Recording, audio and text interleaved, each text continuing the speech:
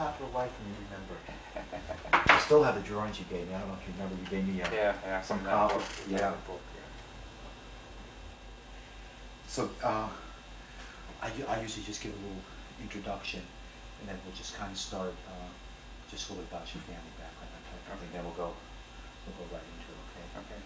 As part of the Capital District Teaching Center grant entitled "It's Time Has Come: Supplementary Materials for Teaching the Vietnam War," we have the pleasure and honor this afternoon of sitting down and talking to a very amazing man with an amazing life, I think you'll say as you watch this thing, Mr. Charlie Greene. Charlie, thank you very, very much for doing this. Thank you, Joe. If Charlie was to just tell you all the different jobs he's doing at St. Rose now, we said we wouldn't talk about him. You'll be impressed if he could take a couple minutes out to do this.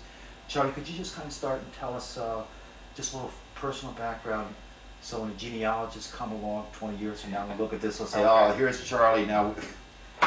I was born in 1935 in Somerville, Massachusetts, and I was brought up in the town mostly of Needham. We moved to Needham when we were young. I had an older brother, 2 years older. I have a younger brother that's 7 years younger. No sisters at all. My dad was a very, very patriotic man. He did not serve in the military. He served in the National Guard, but he was too young for World War I, too old for World War II. And I think it may be a reason why, as children, we were brought up with the sense of a career in the military or whatever. And my older brother did spend a career in the Navy, retired as a captain, and I spent 21 years in the Air Force. And my younger brother did serve in the Navy. So we came from a family who flew the American flag every day. We also were involved in World War II as younger kids, collecting scrap metal as kids did back in the 40s and those times. And in fact, received what then was the Eisenhower Medal for the contribution in World War II. And both of my brothers and I were Boy Scouts and were Eagle Scouts. All three of us were Eagle Scouts. So I had a background that you would say probably from a fairly conservative working family. My father was a working man, worked for the Boston Globe newspaper for 48 years, and a very patriotic family, and we were brought up in the outdoors with access to fishing and hunting and Boy Scouts. Were you in the service when Vietnam took place? Yes, I was. I had gone to college for 2 years, left college, came back out, and joined the Air Force through a program called the Aviation Cadet Program, which you did not need a college degree, but you could go through flying training. And you did your flying training and your officer training at the same time. So that was in 1956. I joined the Air Force in July 1956, and I was commissioned as second lieutenant and received my pilot's wings in December of 1957.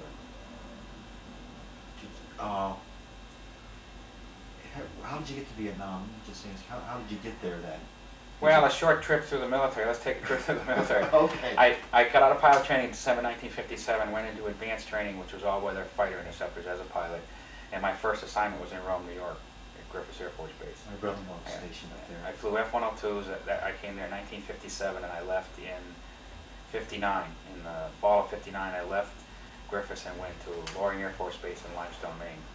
And the squadron at that time converted from F-102s to F-106s, which at that time held the world speed record. So it was flying a top-rate first-line fighter plane. I stayed up there until 1961, at which time I've got to go back and check my dates, make sure I'm right. I left the service to go back to school in Boston, but was called back. I joined the National Guard and was called back up during the Berlin crisis. So I was out of the service and right back in again. So I went over to France, flew F-86s with the National Guard, went back on active duty, went to France during the Berlin crisis, stayed there 8 months, and upon my return, I made the choice to stay in the military.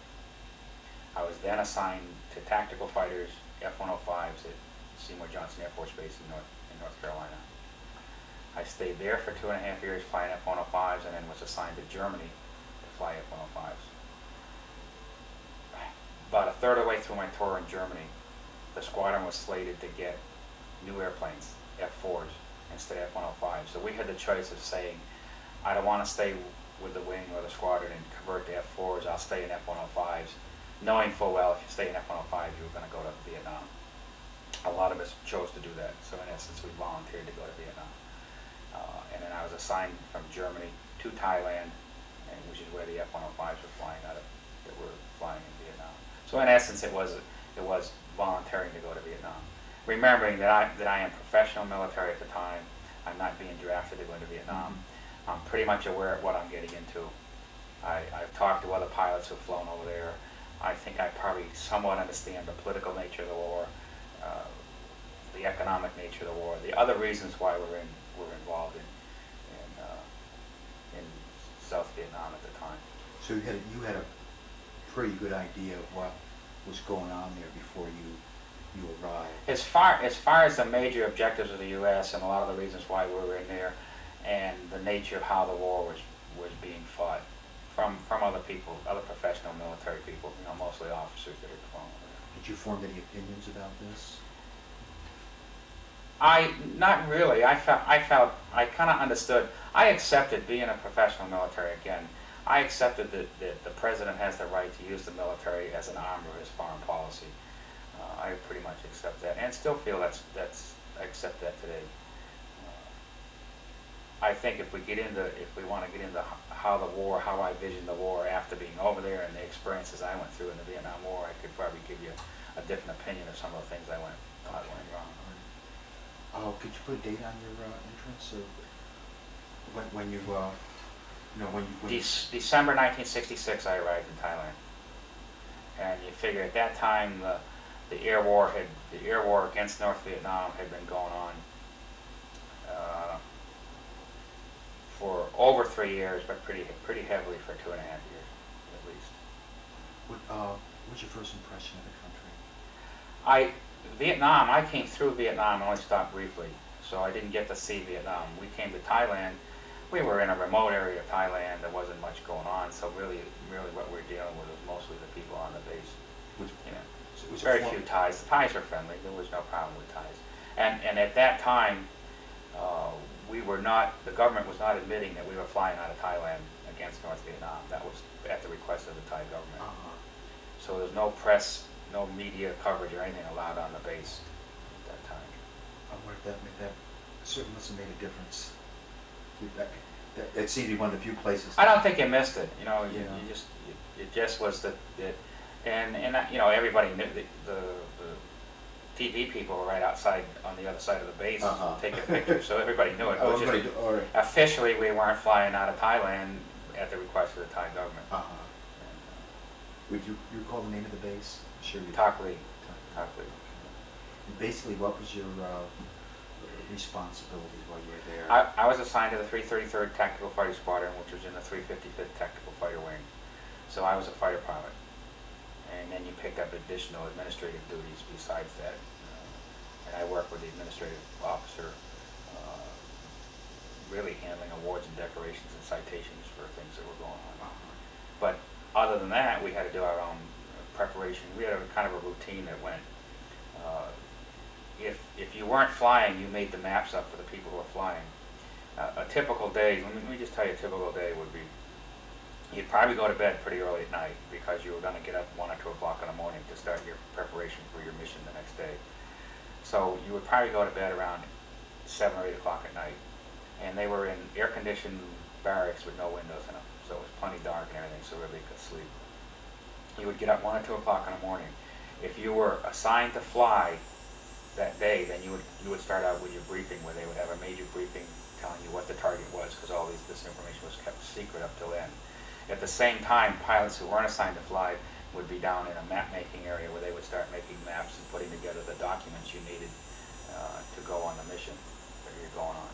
So you would start that briefing and go through all your briefings and then get your maps and go through your flight briefings. And sometimes these missions would have 40 airplanes in them, 44, 48 airplanes in a raid.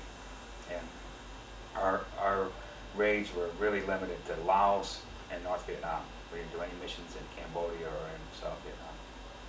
So with all that preparation, generally you would take off, let's say you were going to come into the target maybe 7:30 in the morning or something like that, you would probably take off around 5 or 5:30 in the morning. It could be dark with your form. You'd fly in groups of 4, and then those groups of 4 would get together to make either the 40 plane raid or the 44, whatever.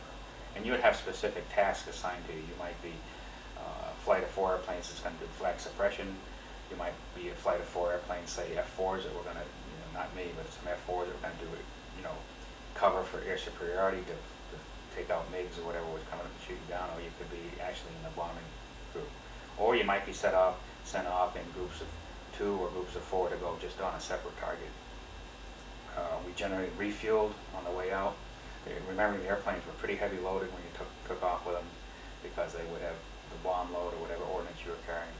We would meet the tankers over Laos and we'd refuel with the tankers going into the mission. We would go in, complete our mission, and we would refuel coming back out. So a flight would last 4.5 hours, roughly an average flight. So it was a long time to spend in a fighter plane. Yeah. Strapped down, you can't get up and walk around. No, I'm naive. Fighter planes, you would fly alone. Yes. So, Yeah. Okay. These were single engine Right. fighters. Some had 2 people in them. The F-4 had a crew of 2, and different. But the F-105 did have a 2-seat version, which was a Wild Weasel, what they call Wild Weasel. They were to go after any enemy radar sites where if they had a missile lock on you, they had other missiles that would shoot down the radar with the radar of the other. You surprised me. American planes were met by MiGs or by...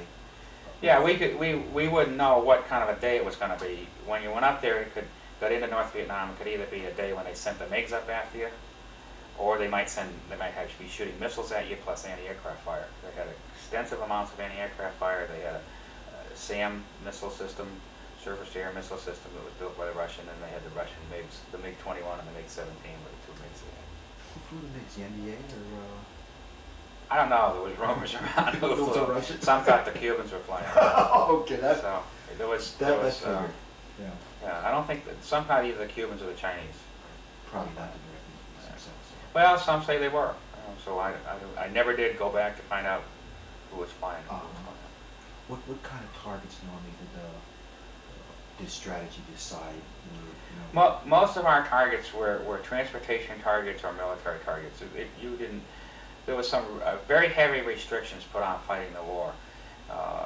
We were bombing bridges, railroad bridges, or river crossings for the railroad or for cars or trucks, or we would be bombing in passes where you could take the road out and it would be on the side of a mountain roads coming through.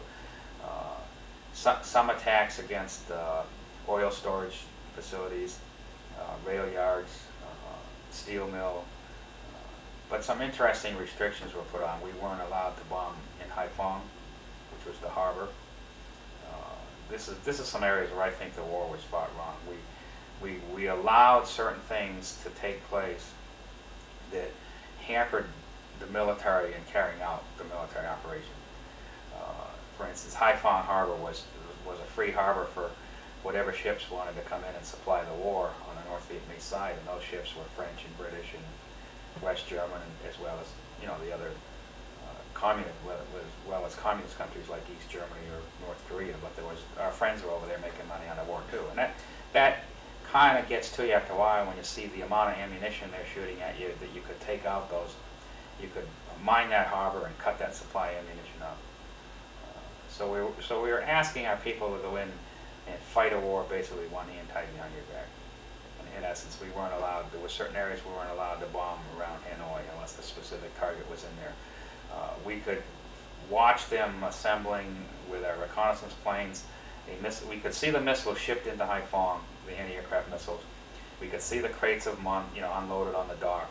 We'd photograph the trucks carrying them to the site. We'd watch them build a missile site. We'd watch them put the whole thing together.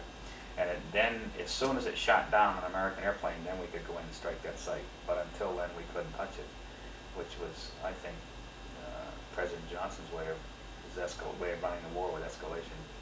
Well, I was going to ask you, why do you think they did it that way? I think it was Johnson. He didn't want to be.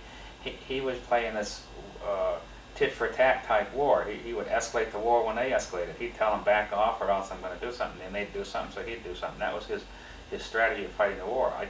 When you get right down to it, the military probably, if they'd been sent in there right away with the mandate to win the war and the resources to do it, the war would have been over in 2 years or less. But we played this game. We let them get ready. We let them move. as I was to find out later, most of the oil storage wasn't in big oil tanks. It was in 55-gallon drums under this tree and under that tree and all over the country. So it was a again, his method of fighting the war, the targets. When we get into my mission where I get shot down, to find out that we were bombing the steel mill. That was the second day the steel mill had been bombed, and the air war had been going on for 2.5 years. And we're just then bombing the steel mill, which seems to me, if you're going to strike the power, you would have bombed that on the second day of the war. Is that what accounts for the tremendous amount, supposedly, of bombs and things that were dropped in North Vietnam and yet had very little effect, according to some historians? I think a lot of the bombs were dropped. Yeah, there was days when we went up and you couldn't bring the bombs home, so you had to drop them on something. So you dropped them on roads. So there was a great amount of bombs just dropped on roads, and because you couldn't get into a specific bridge, or you couldn't get in, to visually. A lot of the bombing we were doing was visual. And then we bombed a lot on the railroads too. You forgive my naiveness. Why couldn't you bring the bombs home? They're too heavy to land with them. Oh, all right. You're too heavy to land with them. Plus, they're fused. They don't want to fool with them. They might be a time delay bomb, or they might be a radar fused bomb or something like that. And they don't want to touch them. So I told you I'm naive. And you they don't want you to bring them home. They weren't happy. You have them, right? Yeah. They don't want you to. They want you to get rid of them. I told you I was naive, sir. Did you take them? You must have had them with you when you left. Oh yeah. Yeah. Okay. I'm naive. You used the word way back before. Flex. You said flex. Flak. Flak. Flak. That's anti-aircraft fire. All right. Okay. It goes up and then the shell explodes, so they could. Right. They use a heavy amount of anti-aircraft fire. In fact, we had pilots who flew in World War II, and if you're familiar with the Cologne-Bonn area, the Ruhr Valley in Germany, heavily defended. If you've ever done a history in World War II, very heavily area. These pilots said the Hanoi area and the Haiphong area were more heavily defended than the Ruhr Valley. And add to that, just not only anti-aircraft fire, now you're adding missiles. So if you flew real high to get away from the anti-aircraft fire, you were a prime target for the missiles. If you flew real low to get away from the missiles, you were a prime target for the anti-aircraft fire. So you had to pick a compromise. The feelings that you had, I know it's awful difficult to generalize it with things like this, but the feelings you had about the government maybe forcing the war to be fought, the one hand behind the back symbol which always comes out. Was that a general feeling of? I think so, yeah. I found some pilots that were fairly bitter who put their time in because they were professional military people and said, if this is the way we're going to fight wars, I don't want any part of it. I'll go do something else. I mean, I was trained to come in here and fight the war the way. And I'm not saying fight a war dirty, but do the things that are tactically and strategically smart to do, and not ask people to. And I think if you get down to the whole problem I had with the Vietnam War is asking our guys to go over there, and gals who went over there, to go over there and do something we weren't committed to. The country was not committed, nor was the government, meaning the president and the Congress, etc., was not committed to go over there and do what we had to do. And that's a lesson we've got to learn from the Vietnam War. Not that we shouldn't go in there. Don't get me wrong. There's the fear that I have with the way the Vietnam War turned out is that there'll come a time in the future when we ought to do something and we won't, because we're going to say, oh, it's another Vietnam. It's another Vietnam, don't get involved. And I'm afraid we're going to say that when probably we should get involved. And I'm not one of these people that says we never should get involved. I think there are times, if we don't show that we're willing to get involved at certain times with the power that we have in this country, and the protection that we give a lot of people in the free world, I think we have to get involved. But I'm afraid the Vietnam War, we're going to say it's another Vietnam. Which we do a lot. Yeah. Well, yeah. The first thing something comes up in Nicaragua, don't get involved because it's another Vietnam. Don't get involved here because it's another Vietnam. That's going to hurt us eventually. And I feel sorry for all those people that were killed in Vietnam and injured in Vietnam and everything, because I don't think we got the commitment from the government we should have got, and that finally spilled over into the people, and the people didn't give us the commitment. And it's really the reason we lost the war. We didn't lose the war militarily. We won every single battle we fought in that war. Right? It just, and that's the fear I have of the Vietnam War, is we're just gonna sit back and always have that fear that this is another Vietnam. One veteran said, but don't send them there. Don't. My other answer is, don't send us over there. Don't send my kid over there or anybody else's kid unless we're ready to back them up fully and we know what we're doing.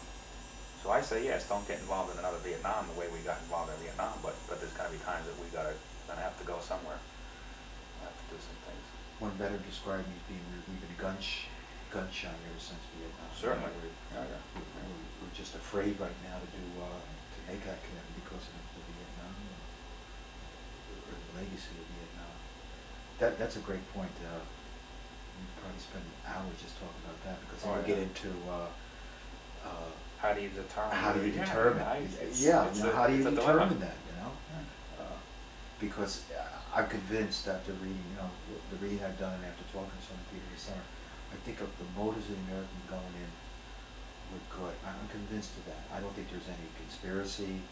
I think Johnson's motives were good. I think Kennedy's motives were good. I think though, but we came out, the trouble is the government said we're in there to bring freedom to these people and all that, but we're not only in there for that. We're in there for the economic reasons, and that we're protecting the economic reasons, etc. Let's lay all the cards on the table, and then the American people will give you a better opinion. That you can't get an opinion from people when you only lay a few cards on the table. I think that's the mistake, part of the mistake they made. They've got to come out and say, here's all the reasons we're in there. Let's look at all the reasons. Do you think that the protest had an effect on the war? Was it just poor government management that created the protest? That's what I'm kind of reading what you're saying. Oh, I think, I think they didn't tell them that the people weren't getting the full story of what we were doing. The war was not fought right, therefore it got prolonged.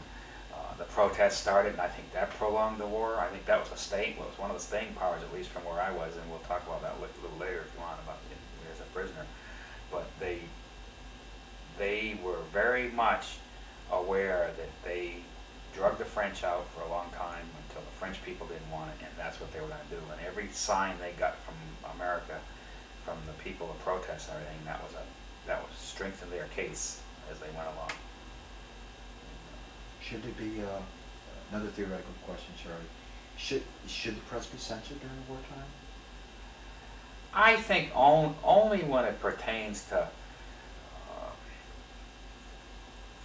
information that's going to bring harm to the fighting forces. In other words, let's go to Grenada. There was a criticism that they didn't know ahead of time. Well, if everything was known ahead of time, you'd lost a lot more people. And I think I don't think you need I think America's learned in the long run, if you lay all the cards out on the table, you come out a lot better. And I'm not saying, I think you don't want to give away military secrets and things like that with the press. And I think that's where I would put the limits. Again, you got to draw the line somewhere. It's easy to classify everything secret, or top secret or something. But I mean, you gotta play. I don't think like in Thailand. I don't think anybody was admitting that. Nobody would officially say we flew out Thailand. Everybody knew it. We were doing that because the Thai government said they didn't want it announced. They were trying to maintain their rapport with people in Southeast Asia. You got a good point though. The credibility, because let's face it, credibility does become one of the major issues during this entire war. Nixon's secret bombings, to the point today where people question whether Tonkin really happened. The credibility. That's a good point to me.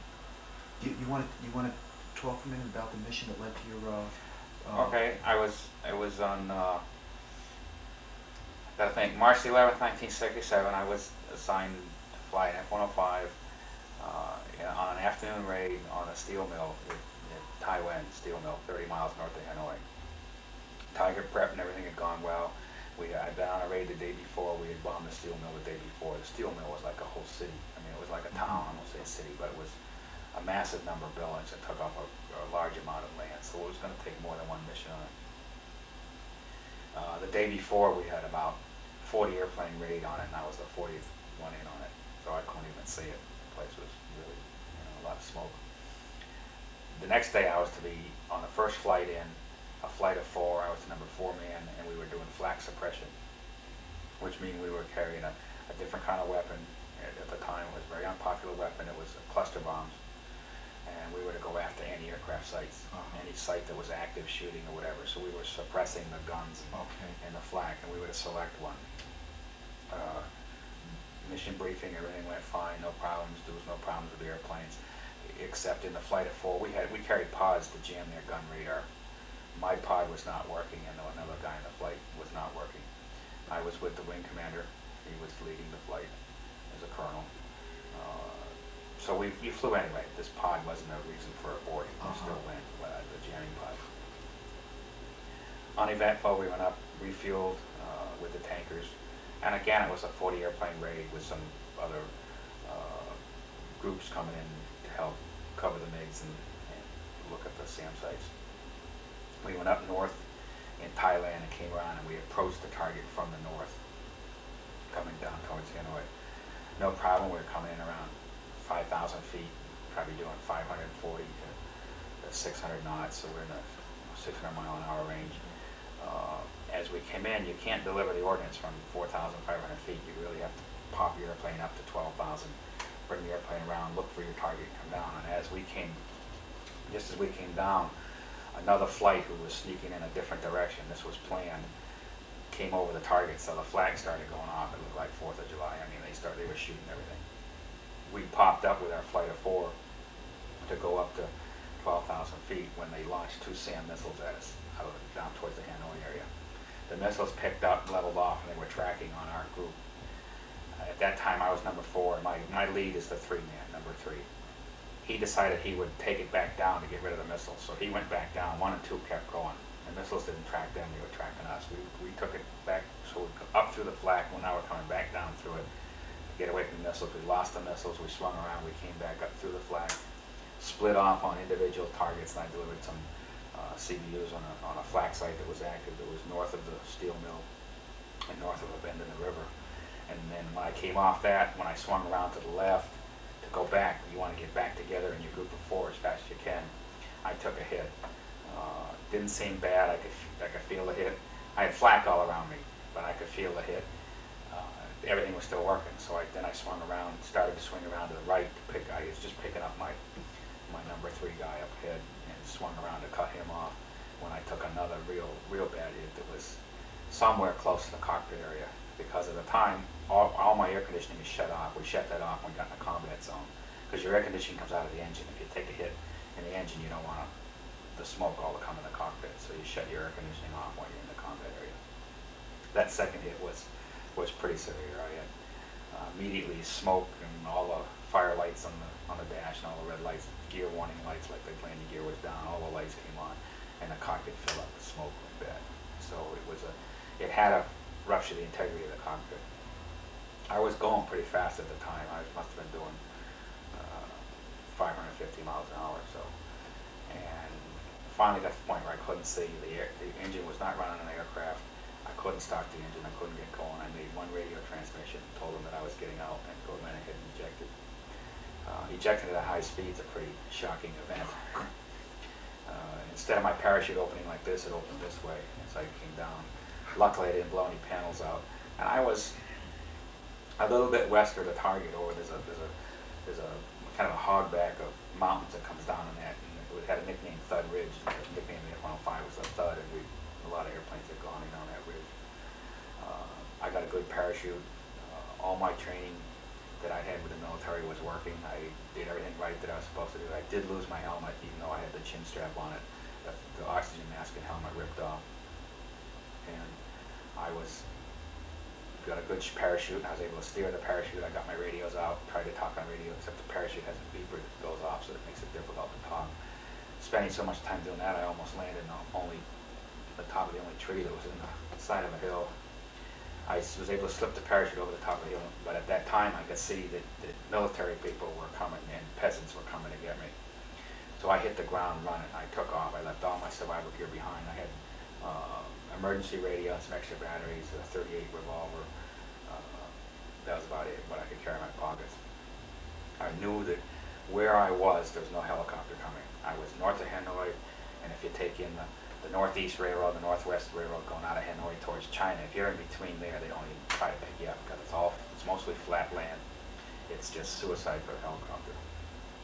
So I left what I had there and ran and took off and decided, I'd already made my mind up that I wasn't going to shoot my way out unless I saw the helicopter coming and there was only 1 or 2 people between me and them. There's no sense, it's suicidal. So I decided, well, I don't want them to have the gun, so I decided I'd take the shells out of the gun, and I started getting rid of that kind of stuff and destroyed the radio, because they were known to get those radios and try to use them to lure the helicopters in to pick you up. So I got rid of all that and was captured by the military, which in a sense is a blessing in disguise to be captured by the military. I think the peasants get a hold of you, they work you over, if not kill you. And it was a problem, I was to find out later, with the peasants killing the pilots who were ejecting. And I guess they were given a 200 pounds of rice reward to turn them in alive. I was captured by the military, put in a truck and trucked away. And it wasn't too long after I was captured that they took me to like a headquarters area. And it came to my very much surprise that I had been captured by the Chinese. I was well in North Vietnam, but I was captured by the Chinese. They took me to a headquarters area, kept me there, tried to interrogate me with a young kid that spoke a little bit of English. Weren't very successful with interrogating me. Gave me something to eat and continued to offer me wine and cigarettes and stuff like that, which I turned the wine down. I guess if I did it again, I'd probably take the wine. I did take a few cigarettes. Well, I kept it. One of the things that got me through all this was having a sense of humor. You know, they tell you don't take any alcoholic beverages from your captors. You know, they're just trying to get you drunk to make you talk. And at that time, they weren't successful with me at all. But the next day, they took me to the anti-aircraft sites that they were manning with the story that here's the pilot, look what you guys did, you shot down this pilot, here's a real live pilot you shot down. And so they were manning anti-aircraft sites. This will later be a blessing in disguise for me, really, being captured by the Chinese. They were manning the aircraft sites, took me around. They also took me around to village to village to village and let the Vietnamese people have their licks. Very much control of the people. I don't know if you dealt much with the communists at all, but they have on and off switch control. They would get the people all harangued up and get them going, and they would come over and throw some rocks at me or bricks or whatever, and maybe they let a guy break through the crowd with a bamboo stick and beat on me for a while, then they shut them off like that and back off. So that went on. I thought at that time, I said, goodbye Charlie, he's going to China. I figured they'd ship me to China and that'd be it. That's where I'd be headed. Surprisingly, within about a little over 24 hours, they turned me over to the Vietnamese. The Vietnamese took me, they had me in a shack for a while, and then they put me in a hole in the ground. I was down in a hole in the ground, probably 6 feet by 6 feet, maybe the ceiling was 6 feet high on it, with an entranceway coming down, with a dirt roof and all down and something down. I still had a flying suit at the time and boots. Previous to that, when I was captured, they had stripped the flying suit right off me and sliced the boots right off, with a knife, with a machete. This was one of the times I've seen some compassion from the Vietnamese. While I was down in that pit, this woman came down there, and she shook her fist at me, like this, and gave me all this, and then she gave me a bundle of cookies, which were real, commercially made sugar cookies. Probably a dozen of them, cookies to eat. And, I wasn't not hungry at that time, so I had them in my pocket. The next day, I was put in a car for a short period of time, never driven anyway, just put in the back of a old black car, very French. And then later I was taken out of that car and put in the back of a Jeep-type vehicle in which there was another American who was injured. Any attempt at conversation was met with a punch in the face or a good smack or whatever. Try to find out. I was later to find out that it was an individual shot down on the same mission I was shot down on. They shot 3 airplanes down on the mission. 2 of us ended up as prisoners and 1 person was killed. I was taken then to Hanoi and put through into what we call Heartbreak Hotel, which was in the main prison, the Wallow prison. We call it the Hanoi Hilton, and one section was Heartbreak Hotel. And I was also interrogated in a section called New Guy Village. We had different names for all the prisons. the initial interrogations were very severe because they were after military information. The value of military information is valuable today and it's not valuable tomorrow. As time passes, tomorrow's target is very valuable to know today. Tomorrow, it's not have any value at all. And that's primarily a lot of the stuff they were after.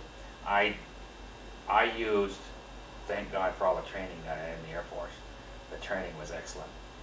You were almost thought you were back in survival school where you get this kind of training. That was you could see the tactics they were using. You could see it coming before it would come. The good guy, bad guy routines and the different routines. And I didn't think of that training. It was difficult though because they were really adamant in getting information.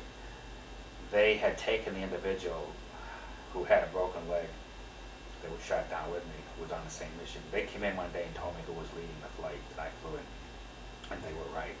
I later found out how they got that information is they just took the guy who had the broken leg and twisted the broken leg until he told them.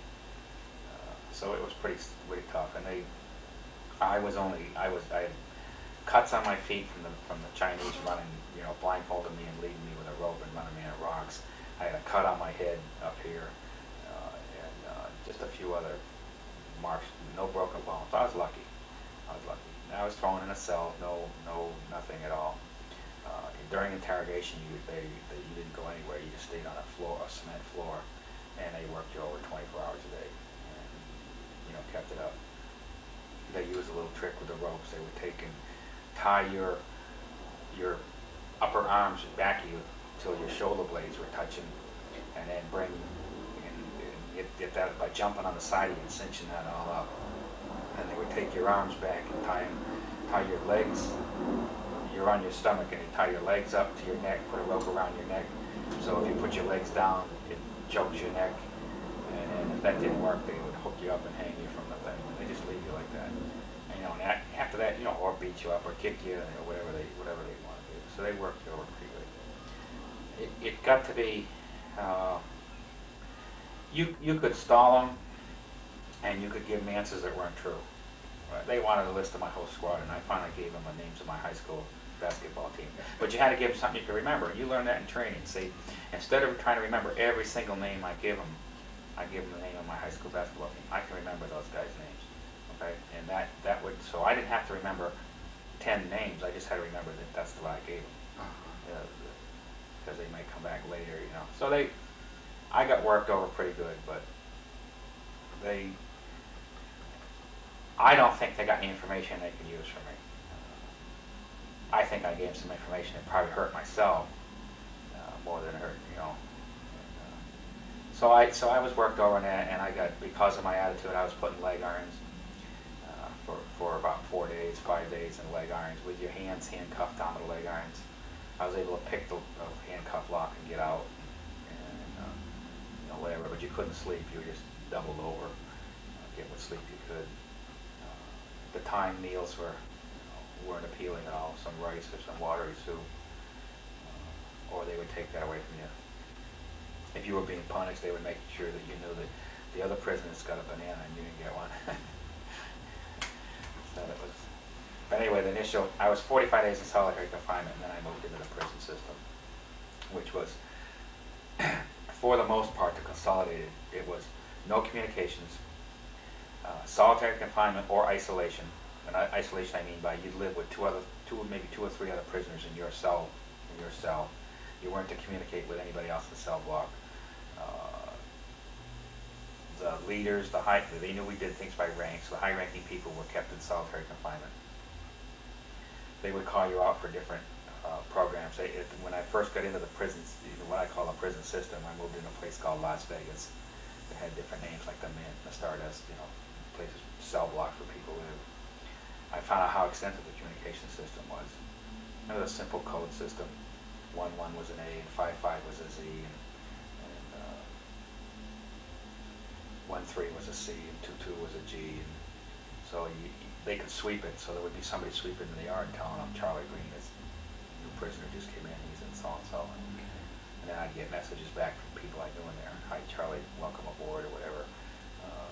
So this system we had was pretty well extensive. And we started, We had people who collected names of known prisoners, and we collected names of people when we might see ID cards after interrogators book, but we didn't have that person's name. So we had a very extensive communication system going, plus sending out information to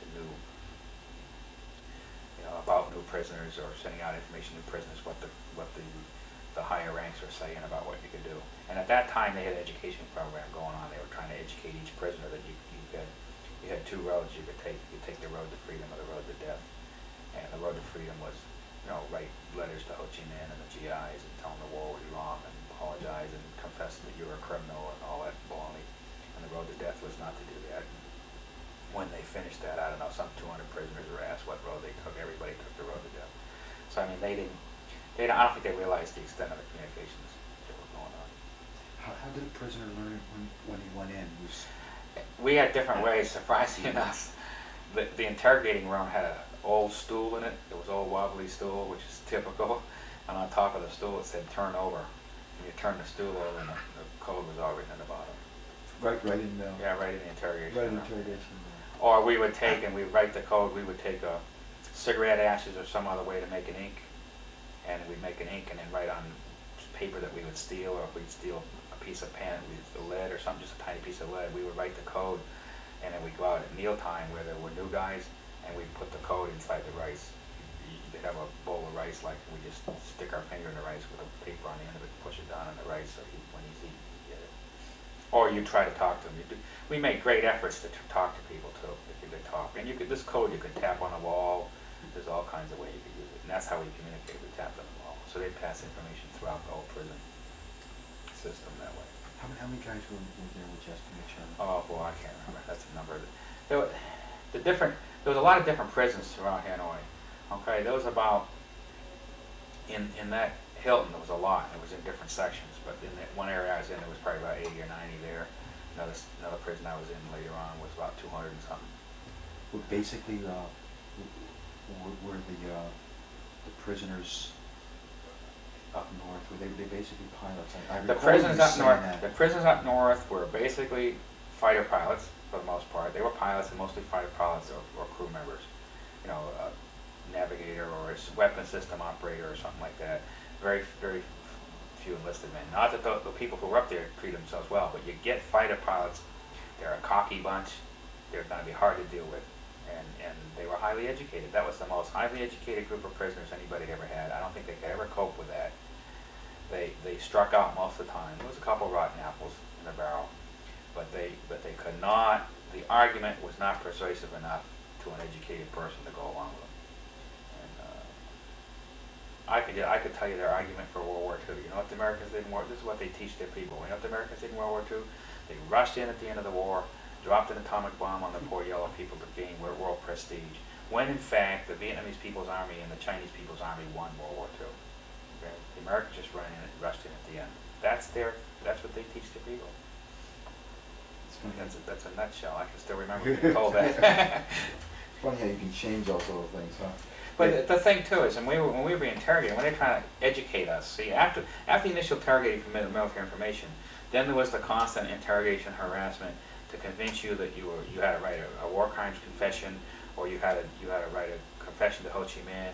You had to get on the camp radio and denounce the war, and then you had to go make the broadcast. They would always pushing you for something. And the surprising thing is, and what you learn right away is, if you draw the line right here, right at the very beginning, they're going to work you over and beat you up, and you always want to get back on that side of the line. If you say, well, I'll write a little bit and I'll do a little bit of this, and they get way down here and say, okay, now you're going to make the broadcast to the GIs in South Vietnam and say, no, I want to do it. They beat you up just as bad down here as they would have up here, so you might as well just tell them no up here. Right. And it really, that's the approach you had to take. And the other thing, when they were interrogating too, they would be telling you this stuff that was, all baloney, if you want to look at it that way. And if you just kept nodding your head like you understood, they thought you believed it. You really had to tell them, I don't believe it. I don't buy it at all. Okay. Yeah. So my life as a prisoner was going through that isolation. I was moved to a lot of prisons. I was moved around.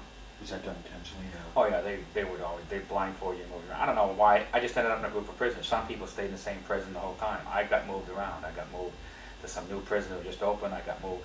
I lived right next to the Hanoi thermal power plant through August of 1967. We had 22 air raids in one day on the power plant in that area. So I've been on the receiving end of the raids, so, you know, and that just one day and in many days.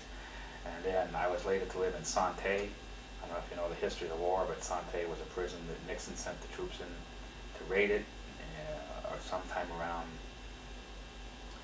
oh boy, I'm going to miss the year here probably. I think 70 or 71, they came into Sante in the fall, and actually sent a raiding party into the prison and were successful to get into the prison, took it over, but we were moved. That's the Sante raid. It's chronicled in a book called The Raid. Very interesting. It would have worked. It would have worked. Just they just couldn't keep the information flow. There was enough delay in the information flow of where we were that they thought we were there when they came, even though we had moved out 3 months before that, approximately 3 months. But that information, somebody says, well, how can't they tell if there's anybody in there? Well, first of all, you don't want to keep reconnaissance going over the place all the time because you give away what you're coming for. Caught them completely by surprise. It would have worked. Common tactic of North Vietnamese, I remember you saying one time, was to put prisoners near strategic. Yeah, I think that's the reason we were up by the Hanoi thermal power plant was very valuable to them. That was electrical power north of Hanoi. It was one of their main electrical sources, and I think we were placed there, and we were visible on the streets. We were taken out on the streets to, you know, go get water or whatever, drinking water and stuff like that. And I think we were there so that some diplomat from some country would see the prisoners in that area, and would the information would trickle back to the U.S. Well, there's prisoners. I saw prisoners in the area that oh, that's near the power plant. Hopefully to keep us from bombing. You mentioned a couple times. I think everybody who's been in that situation puts themselves. I think everybody thinks about if that happened to them. I know I have. I think anybody who's never been in that situation has got to think about that. I always come up on the wrong end, Shirley, I'm afraid. How did you get through it? You get through. You don't have a choice, I guess. Okay. For start off, I had a lot of survival training as an Eagle Scout. I'll go all the way back. You know, the training I was brought up with an Eagle Scout, the training I had from the military, plus the training as a fighter pilot. You're a cocky bunch. You're willing to accept a challenge. I found out that people I thought who were most successful in the POW environment had played athletics in high school, believe it or not. They had been in some competitive sport of some type, either individual competitive sport or teamwork competitive sport. You played football, baseball, track, whatever. They've been challenged before. Okay, they had the desire to win, and this was a challenge. You're up against the challenge. You're physically fit to do it. Hopefully you don't get sick. Some people did, and you did the best you could. But the other thing is you don't have a choice. You're a survivor. You're going to survive, and you take one day at a time. So you roll with it. I had mentioned earlier being captured by the Chinese was a blessing in disguise. It was better off not to be a known prisoner, believe it or not. Even though your family knew and you got to write. Okay? Some people wrote in the beginning. You'd be a known prisoner, but you were the one who had to go down to see the delegation who came in from Poland, or the Polish Red Cross, or delegations similar to Jane Fonda coming. You would be selected to go see them, and now you're going to tell them how good the treatment is. And you'd say, no, I'm not going to tell them. Yes, you're going to go. You're going to go down there and tell them how good the treatment is, and you're going to tell them this. No, I'm not going to go. They would torture you until you agreed to go, and you'd say, no, you're going to tell them this. No, they'd torture you some more, and then you go down and you'd tell the truth. I was tortured. We're being tortured and everything. Then you'd get beat up on the way back. So you'd get it both directions. All I had to say to them was, if I go downtown to see anybody, I'm going to tell them I was captured by the Chinese, and that'd be the end of it right there. They did not want that, no. But comes from the military training. Find something you can use against them. The joke always went around between the Air Force and the Navy pilots that when they called you out to ask you about this, you'd say, we don't do that, the Navy does it. The Navy would say, we don't do that, the Air Force does it. So you said the trick is being, not trick, but a known prisoner. In other words, if the people outside knew you were a prisoner. Or if they decided to announce that you're a prisoner, then you got selected to do you got extra pressure put on you to do all these other things. I had a roommate who, not knowing what the consequences would be, but the time to escape is right after capture. You want to escape early. And they told us, if you want help with escape in North Vietnam, you got to deal with older people. The younger people have been on the communism too long, they're not going to deal. You got to deal with the older people. This guy spoke French, so he, right after being captured, he was dealing with older people speaking French, trying to get some help to escape. It went on his record he spoke French. So any time a French delegation came, out he went. Did anybody was there any successful escapes that you were aware of? There were escapes, but none that were successful back to American hands. Very difficult. You're in a country thousands of miles away. It's not World War II where you read about escapes in World War II, where there's an underground that's going to help you. You're in a country where you're a Caucasian, you're taller than they are, they're usually shorter. You're in a country where probably the countryman himself can't travel more than 2 villages before he's questioned. Before he's questioned. Right. You can't, once you get to a certain level, you can only travel on the roadways. A good friend of mine, John Dermisi, escaped, made it, and walked all the way through Hanoi with a disguise on. He was the right stature and everything like that, got in the river, and they were going to go down the river, try to make it out to the ocean, but they didn't get good cover in the morning. And the consequence of that was they got beat up so bad that the person with them was tortured to death, was killed through the beatings and the torture. At any point, did they just simply leave the prisoners alone?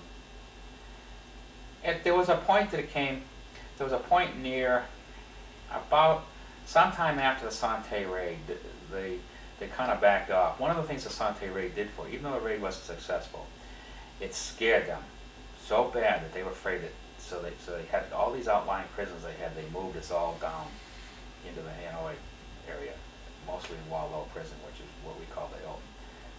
Now instead of 3 or 4 people in a cell block, you had 40. 40 in one great big cell block. So it allowed education to take place. And then back then they were just backing off a little bit. They still were trying to stop the communications.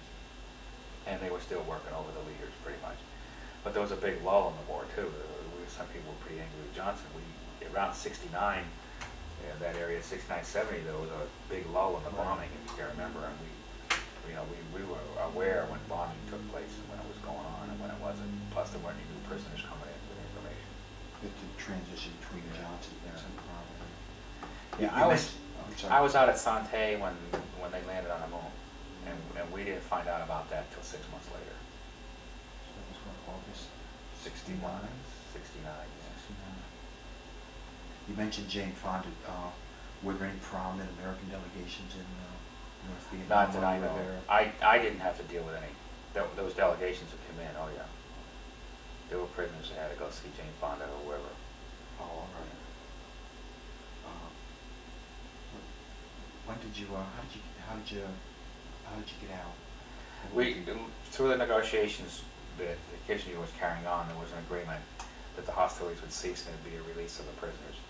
And we had decided that release, the prisoners had decided that the sick and injured would go first, and then you'd go home in order to shoot down.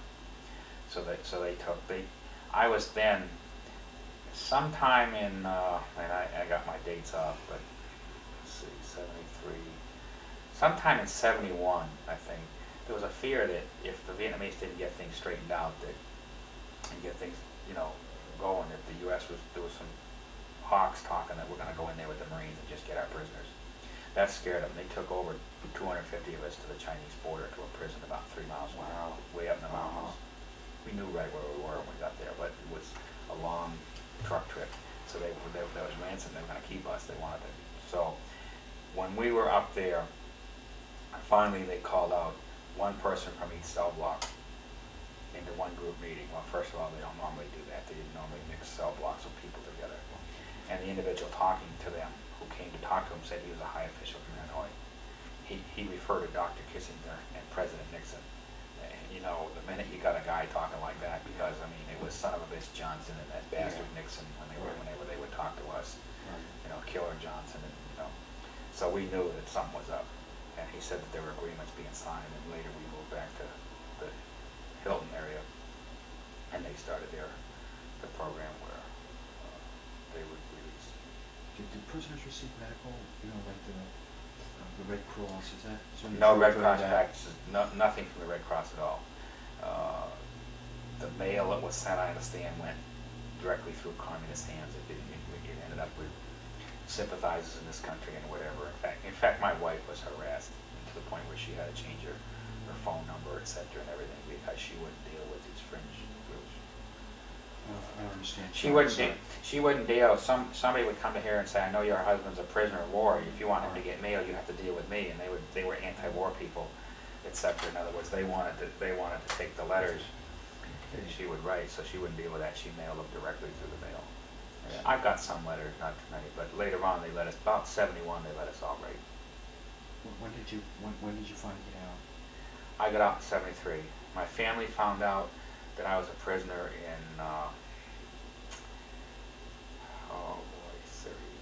39 months after I was captured, I think, or 33, I'm trying to think when it was. I think 33 months after I was captured. Almost 3 years. Yeah. How long were you in prison for then? 6 years. I got out on the 4th of March, and was shot down on March the 11th. So 1 week short of 6 years. They made a big to-do about releasing us. Brand new clothes the day before, a little lunch with a beer, and bunch of baloney. But they knew that they tried to bring in their version of the Bob O show and put a show on for us, and we totally rejected it. Said no, not the way we've been treated. You're not going to come in and do that. No. What do you mean their version of Bob O? Well, they had a version of a traveling military show. Oh, did they? Yeah. The Air Force was well prepared for us, or I don't say the Air Force, the government. They flew C-140 medevac planes in, took us all on those, and flew us right straight to Clark Air Base, the Philippines, where we were checked into the hospital there. They had a person who was one of your contemporaries, usually somebody that was about the same rank, had gone through pilot training with you or whatever, assigned to you to take care of any problems you had. They took us shopping at night. They kept us pretty odd, so they took us shopping at night at the BX, had arrangements all made to call your family and get in touch with your family. Any bad news they had for you, they would take you aside and pass on whatever that was. They did a quick medical check on you and maybe did a little dental work or whatever had to be done, and if you were physically fit to go, they got you to a hospital near your home immediately, which I checked out of. I came out all eyes in the Philippines at Clark, but we flew from there to Hawaii, and then directly from Hawaii to Andrews. Was picked up on another medevac flight and flown to Westover, Massachusetts, Westover Air Force Base. And my family then was in Schenectady. That must have been a happy moment. Yeah. Oh yeah. A lot of the welcome home, we got a welcome everywhere we went. Clark Air Base, there was a huge welcome. All the school kids are out there. Even though I was like in the third group coming home, there was a large group, a small group, then another large group, and I was in the second large group. Even though that all took place everywhere you went, they were still out there. We get into Hawaii like 3 or 4 o'clock in the morning. The place was mobbed with people out there to see you. And anybody you knew in the military usually would come in and talk to you. So you get a little overwhelming at first, but at least you got that welcome home. And probably the first time in a long time that the country had been united about anything to do with Vietnam. I think the welcome came from everybody. Charlie, what year was it again? I missed it. 73. 73. So that's just about the point where we're starting to withdraw. Oh yeah, I think we've already agreed to withdraw. Yeah, at that point. Do you hold with the idea that you're still prisoner of war?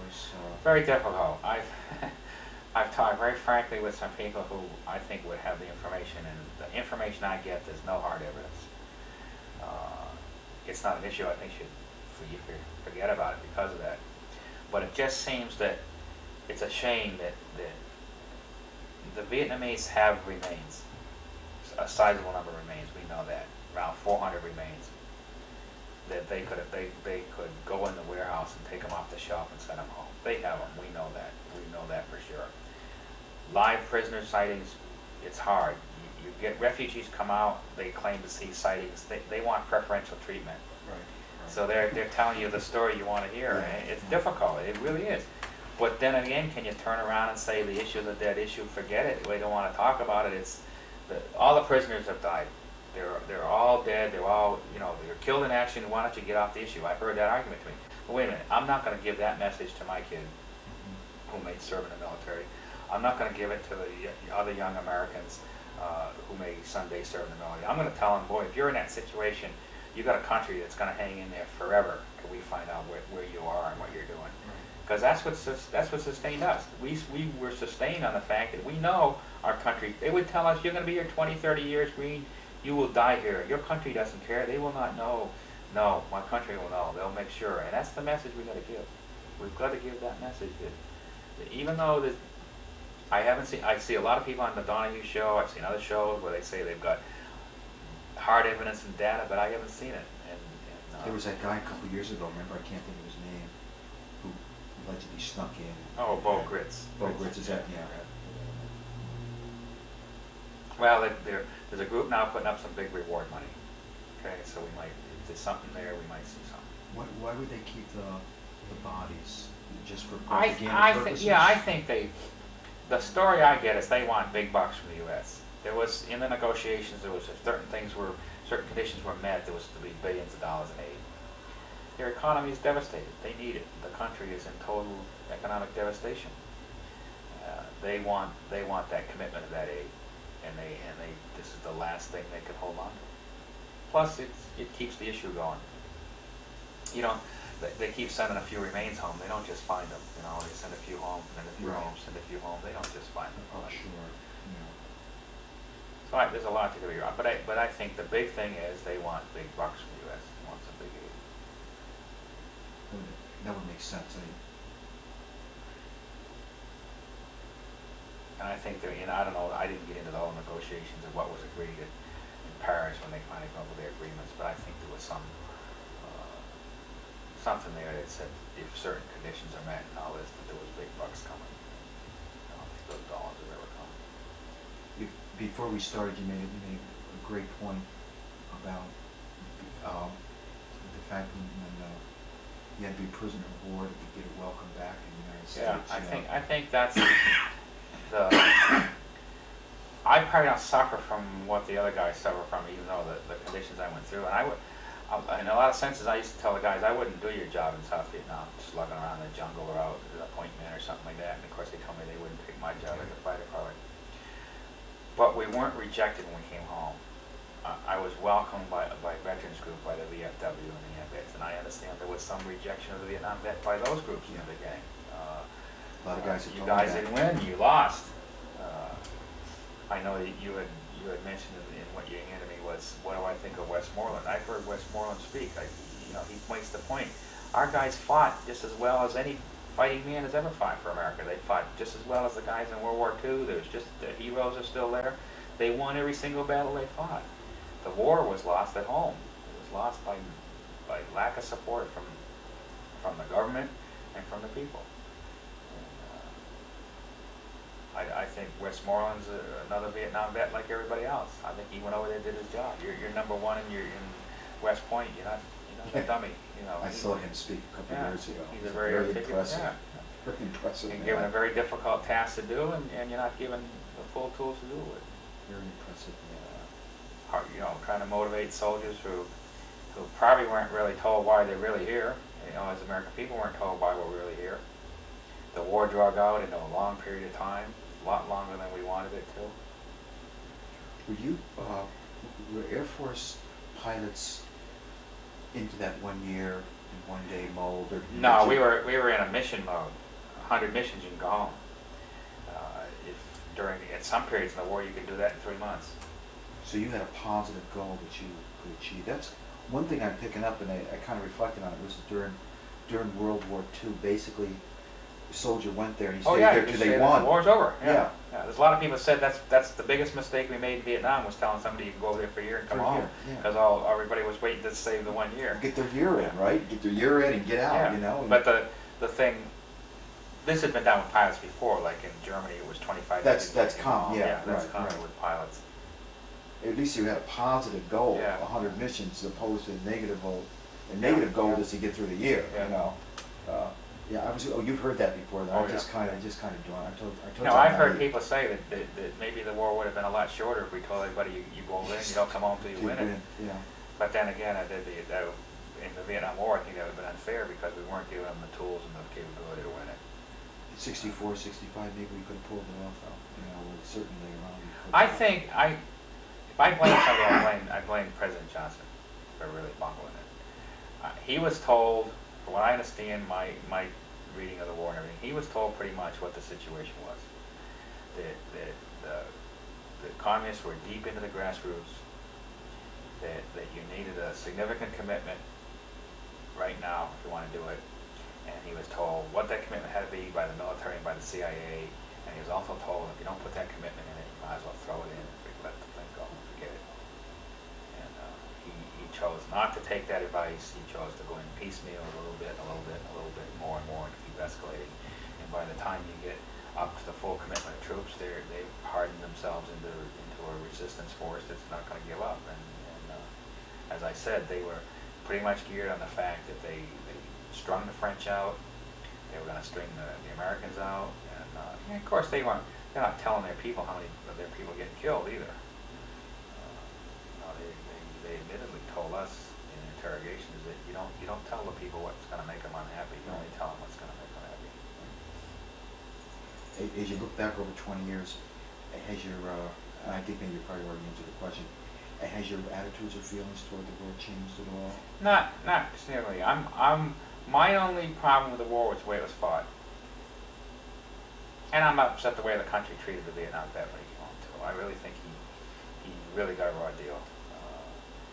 It seems to me in some places you got treated better if you went to Canada than if you went to fight the war. And I think we need a commitment from the federal government that we're gonna keep the medical facilities in the VA strong and healthy to just help these guys. We're going to do something about Agent Orange that's for real. And I understand the government's problem with Agent Orange. How do you determine who is affected and who isn't? But you ought to do something about it now, not token something for real. And you've got to get these guys into, there's got to be the programs out there so the government get the trust back. The government has lost the trust with these vets. And hey, they're real people just like the rest of it. They serve this country just as good as any vet. And they give out Medals of Honor and Silver Stars and those kind of things in Vietnam too, and those guys earned them. So they need to come up. Is that what you see being the biggest problem that vets facing today? I think it's coming around.